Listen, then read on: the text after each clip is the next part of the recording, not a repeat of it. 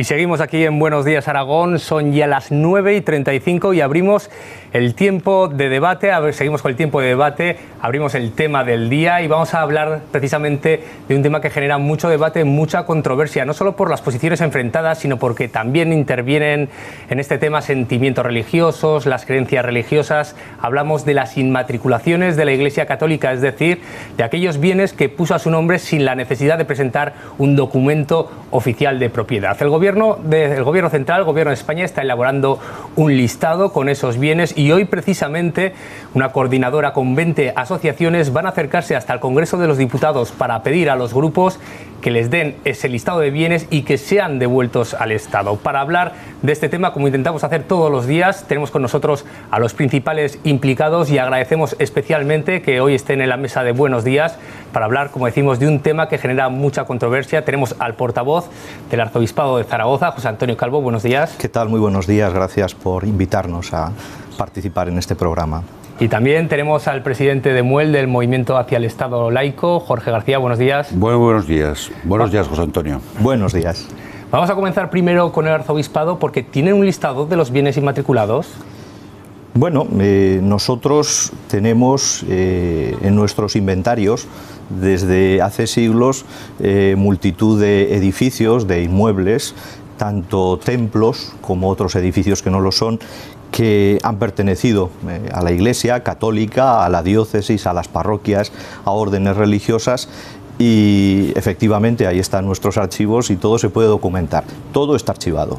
Pues vamos a conocer precisamente, vámonos en Zaragoza hasta un edificio que forma parte de este conflicto, porque en su día sí que desde Patrimonio garantizaron que pertenecía al Arzobispado, pero ahora parece, Carlos Conde, que podría estar también en esa lista de bienes que está elaborando el Gobierno central. La Catedral de la SEO, la Iglesia de la Madalena de Zaragoza podrían estar entre los cerca de 40.000 bienes que la Iglesia Católica podría haber puesto a su nombre. Por eso una veintena de colectivos, entre los que se encuentra la Asociación Aragonesa Movimiento hacia un Estado Laico, van a reunirse hoy en Madrid con un grupo, con un número de diputados del Congreso para reclamar que se devuelvan esos bienes inmatriculados. También van a pedir una reunión con la ministra de Justicia, Dolores Delgado. Quieren que se devuelvan todos los bienes que habría inmatriculado la Iglesia y están también a la espera de un informe que va a recibir el Gobierno, que ha dicho que en cuanto tenga ese informe que está elaborando el Ministerio de Justicia, actuará en consecuencia. Muchas gracias, Carlos. Desde MUEL, ¿por qué hacéis esta reclamación? Sobre todo, por ejemplo, a un edificio como la Catedral de la SEO, que ya a principios de año, por ejemplo, Patrimonio dijo que sí que pertenecía al Arzobispado. Bueno, no es así como se expresa la Dirección General de Patrimonio. Esta dirección lo que dice exactamente es que la Madalena, la SEO y Santiago el Mayor, por poner un ejemplo, no están vacantes porque pesa sobre ellas una inmatriculación, que es la inmatriculación que precisamente ha realizado el Arzobispado de Zaragoza. Estas inmatriculaciones encima tienen el agravante de que se hicieron en los años 80, cuando la ley prohibía taxativamente inmatricular templos de culto. Por otro lado, tendremos el tema icónico de San Juan de los Panetes, que el arzobispo Elías Llanes inmatriculó en 1989 y es la propia Dirección General de Patrimonio la que ha reconocido que el dominio, la titularidad y la propiedad pertenece a la Administración General del Estado, adscrita al Ministerio de Cultura y Educación. No entendemos cómo un registrador de la propiedad de Zaragoza pudo poner un asiento registral a favor del Arzobispado de Zaragoza en el año 89 sobre San Juan de los Panetes, cuando debería haber examinado si había un peso, una carga, un dominio, una propiedad que ya era del Estado español. O sea, ¿cree que se basa los registros, la decisión de Patrimonio se basa en registros que no se deberían haber producido? Nuestra opinión es que todo lo inmatriculado, hablamos de culto, durante los años 80 es es nulo de pleno derecho porque la ley lo prohibía. Hay un famoso dictamen del 2001 de la Dirección General de de registros y notariados, que en el 2001 parece ser que dice que, bueno, al ver la realidad de los hechos, de que ya se había inmatriculado mucho en los años 80, da la Carta de Naturaleza a darnos por bueno, pero nosotros nos preguntamos, ¿quién es una dirección general que depende del Ministerio de Justicia? En todo caso tendría que ser un juez el que determinase o el Poder Legislativo el que pueda derogar o modificar una ley, nunca una dirección general. Bueno, la verdad es que esto no estaba regulado por ley, sino por reglamentos. Me imagino que los reglamentos no tienen la misma categoría que la ley, y así lo entendieron muchos registradores, y así como dice usted, dirimió la Dirección General de Registros y del Notariado, simplemente por una cuestión constitucional.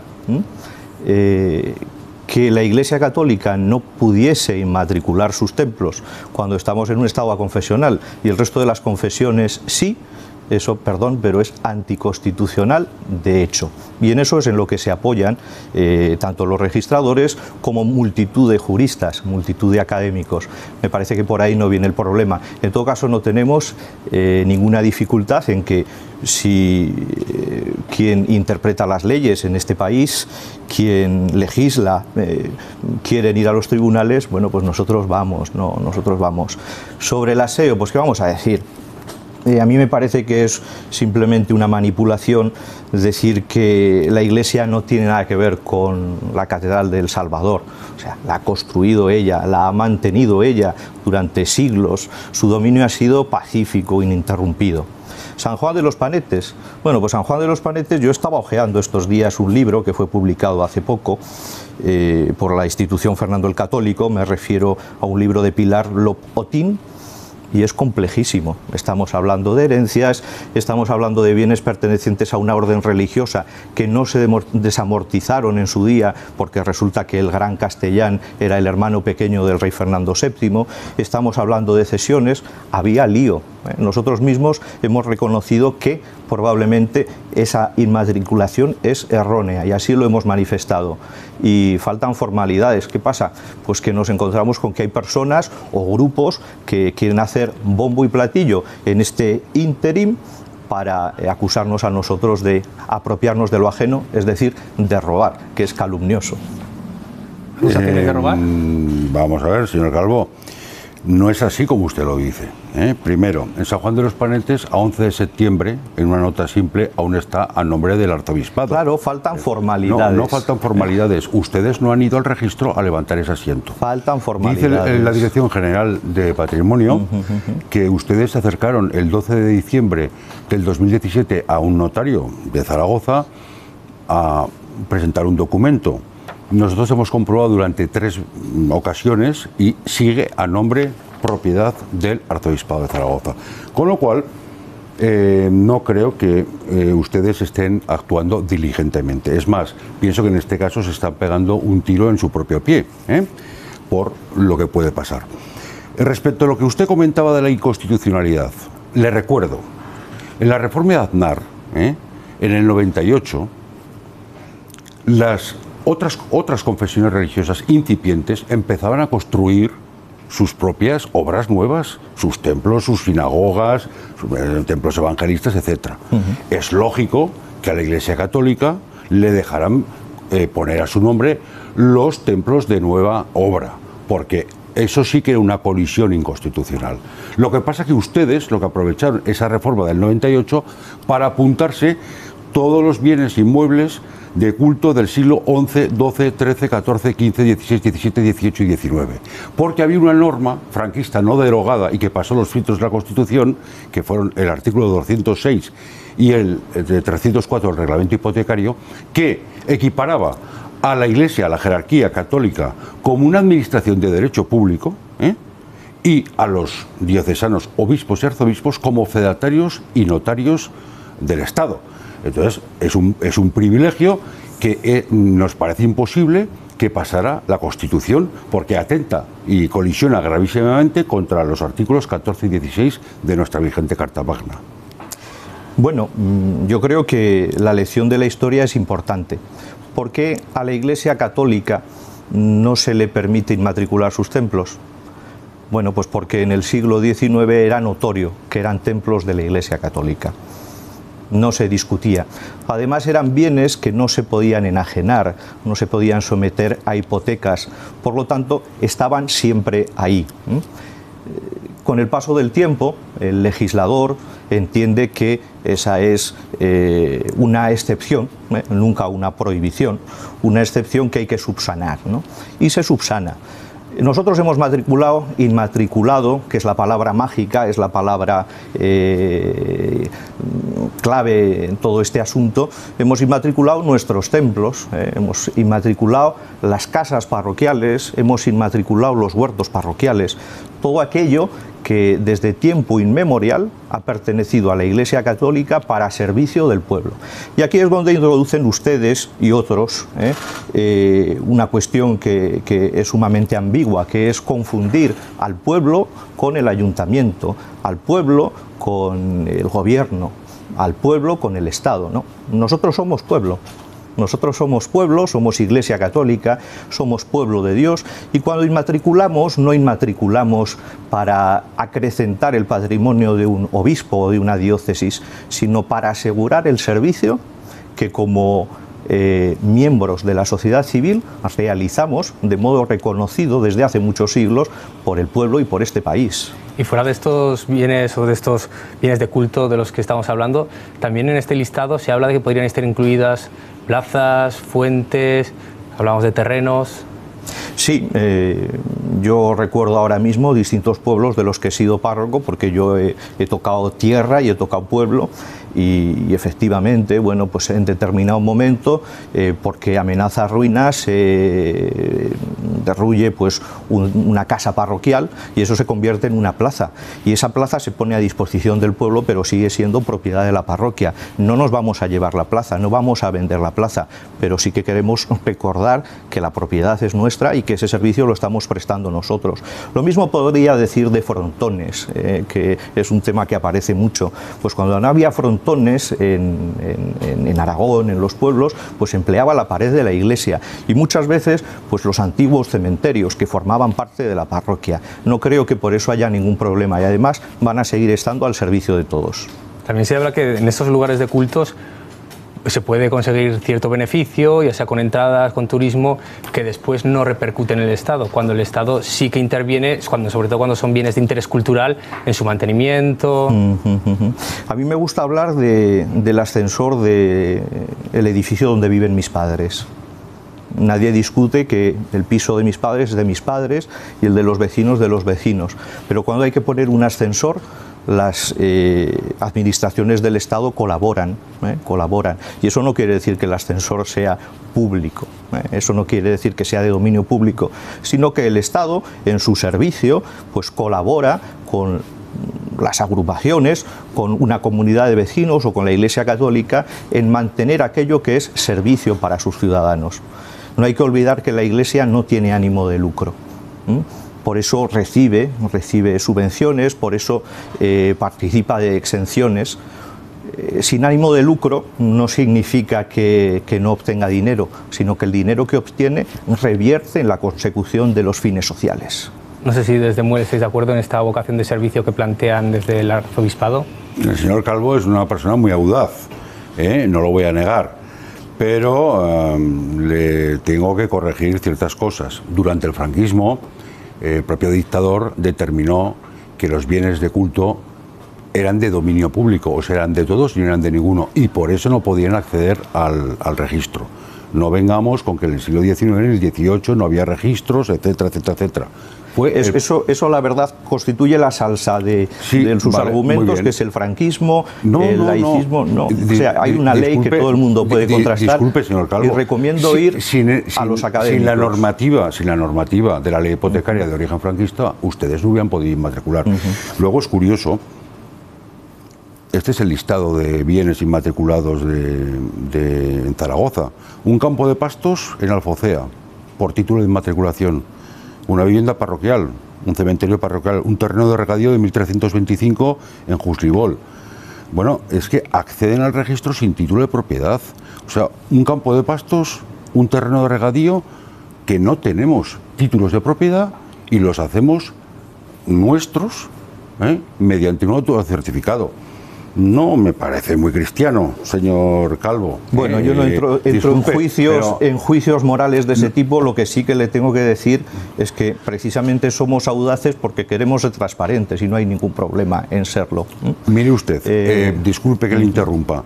Como sabe, la coordinadora Recuperando, a la que Muel pertenece, no solamente hay asociaciones laicistas y patrimonialistas, sino que está comunidades de base cristiana y redes cristianas. Tenemos un fuerte influjo de personas católicas que están horrorizadas por el tema de las inmatriculaciones, cómo se llevaron a cabo, y las consideran absolutamente injusto. Y le voy a poner un ejemplo. Cuando se dio una orden para inmatricular, porque aunque la Iglesia en España se desarrolla con 40.000 CIFs diferentes, según ha reconocido el portavoz de la Conferencia Episcopal, Jiménez según Barribarán, obliga la ley. Bueno, bien, pero son 40.000. Sí. O sea, tenemos un tema jurídico y fiscal ahí complicado. Hubo obispos que vieron que eso no era bueno. Y, por ejemplo, el obispo anterior de Huesca, el monseñor Javier Osés, no quiso inmatricular. Hubo un cardenal, el cardenal Amigó en Sevilla, que no quiso inmatricular, porque posiblemente le atentara moralmente ese tema. Sin embargo, otros obispos, arzobispos se lanzaron a inmatricular en los años 80, después de la Reforma, y hasta el de Jaca, cuando vio que llegaba tarde, inmatriculó todo lo que había 2 meses antes de que la normativa finara en el 2015. Entonces, señor Calvo, lo de transparencia vamos a ponerlo en duda. Y le repito, cualquier connotación que nos pueda acusar de antirreligiosos es que es mentira. Esto es un tema patrimonial. Nosotros nunca discutiremos el uso y el carácter religioso de los templos, de las basílicas, porque es que lo tienen, es evidente. Y le pongo otro ejemplo. Nuestros vecinos franceses, por una ley de 1905, el patrimonio pertenece al Estado, pero el uso lo tiene la Iglesia Católica. Y en Portugal, nuestros vecinos portugueses, ya no por un tema de ley, sino por un tema del concordato de 1940, esos grandes monumentos pertenecen al Estado y el uso lo tiene la Iglesia. Entonces, en esas sociedades de nuestros vecinos no pasa nada, todo el mundo convive igual. Aquí lo que se trata es de revertir una situación anómala, patrimonial, que pues la jerarquía católica ha exprimido con unas normas y que pensamos que es un expolio en toda regla. Déjeme que emplee 3 argumentos. El primero, ustedes no discuten el uso religioso, nosotros no discutimos el uso social. Los templos están abiertos, nos gustaría tenerlos más abiertos, es verdad, pero ahí están para el servicio de todos. El segundo argumento, vamos a ver, me parece que mirar a Francia no es un buen ejemplo. O sea, la mayor parte de los templos franceses están que se caen. Es decir, un sacerdote, una comunidad parroquial, un sacristán no puede cambiar una lámpara. Están las excepciones, están las grandes catedrales, pero es un desastre para la conservación del patrimonio de los pequeños pueblos. Y el tercer argumento, si esto revertiese en dominio público, que nunca lo ha sido, pues nos encontraríamos con un nuevo cuartel de pontoneros, con una nueva escuela de bellas artes, con un nuevo taller de arte cristiano como el de los hermanos Alvareda. Me parece que es un despropósito muy grande. Yo opino que sí. Si os parece, os advierto que estamos ya casi fuera de tiempo, vas a presentar un último argumento y ya dejamos aquí el debate, que seguro que continuará. Bueno, desde el Movimiento Hacia un Estado Laico y desde la Coordinadora Recuperando, opinamos que esto es una cuestión de Estado. Y es una cuestión muy grave porque la jerarquía católica posiblemente, y cuando digo posiblemente no creo equivocarme, se ha convertido en la primera inmobiliaria del Estado español después del propio Estado. Y si llegáramos al fondo concordal, todos esos bienes inmuebles inmatriculados pertenecerían al Estado Vaticano. Creemos que todo ese rico legado artístico, patrimonial, cultural, que todas las generaciones anteriores nos han dejado, debe permanecer bajo dominio público o titularidad pública. Una breve idea, por favor. Sí, bueno, yo cambiaría simplemente un verbo, permanecer. Yo ese verbo no lo entiendo ni se puede justificar porque estos templos nunca han sido de dominio público. Me quedo con todo lo otro, es una cuestión de Estado porque es una cuestión de libertad religiosa, es una cuestión de Estado porque estamos hablando del bien de las personas, es una cuestión de Estado porque estamos hablando del mantenimiento de los monumentos más importantes y es una cuestión de colaboración. Nosotros no queremos pegar fuego a nada, nosotros no queremos pegar fuego tampoco a la sociedad ni a la opinión pública, nosotros queremos seguir colaborando dentro del orden constitucional para el bien de toda la sociedad. Creo que han quedado bastante claros los argumentos de las dos partes. Les agradezco de nuevo el haber estado aquí en el plató de Buenos Días y les invito ya, porque en adelante seguro que se van conociendo más informaciones sobre este listado de bienes, a volver aquí al plató de Buenos Días y a seguir debatiendo y analizando este asunto. Muchas gracias. Desde Muchísimas gracias. Antonio Calvo, muchas gracias. También muchas gracias desde Muel, Jorge García. Muchas gracias.